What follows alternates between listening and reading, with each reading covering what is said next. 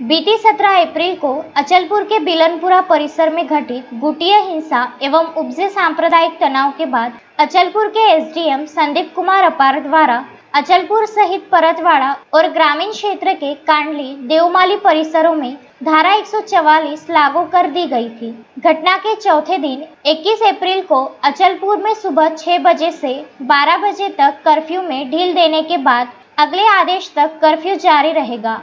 वहीं परतवाड़ा सहित कांडली देवमाली परिसरों में रात 9 बजे तक की ढील दे दी गई है। इसका मतलब आज दिन भर परतवाड़ा का बाजार खुला रहेगा। वहीं बैंकिंग व्यवहार भी सुचारू होंगे, जिसको लेकर क्षेत्र के व्यापारियों में राहत महसूस किए जाने का चित्र है। अचलपुर तहसील के ऑल ट्रेडर्स एसोसिएशन द्वारा इस विषय को लेकर 20 अप्रैल को एसडीएम अपार से बातचीत भी हुई थी। सुबह 11 बजे ऑल ट्रेडर्स एसोसिएशन के अध्यक्ष अजय अग्रवाल सहित विभिन्न व्यापारी संगठन के पदाधिकारी इस आशय का निवेदन देने उपविभागीय कार्यालय पहुंचने की खबर है। मगर विगत काफी समय से अचलपुर उपविभाग के हालातों का बारीकी से अभ्यास कर चुके एसडीएम संदीप कुमार अपार द्वारा परतवाड़ा बाजार दिन भर खोलने का फैसला लिए जाने के बाद प्रस्तुत व्यापारी प्रतिनिधि मंडल से किए जाने के बाद निवेदन देने की जरूरत नहीं पड़ी। सनद रहे कि जुड़वा शहर में जैसे जैसे हालात सामान्य होते जा रहे हैं, वैसे वैसे स्थानीय प्रशासन द्वारा जारी कर्फ्यू की स्थिति को शिथिल किया जा रहा है।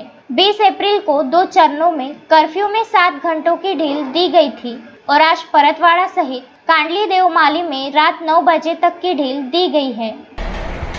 आज परतवाड़ा, अचलपूर आणि कांडली देवमाली या परिसरामध्ये दुपारी 12 वाजेपर्यंत संचारबंदीमध्ये शिथिलता देण्यात आली होती।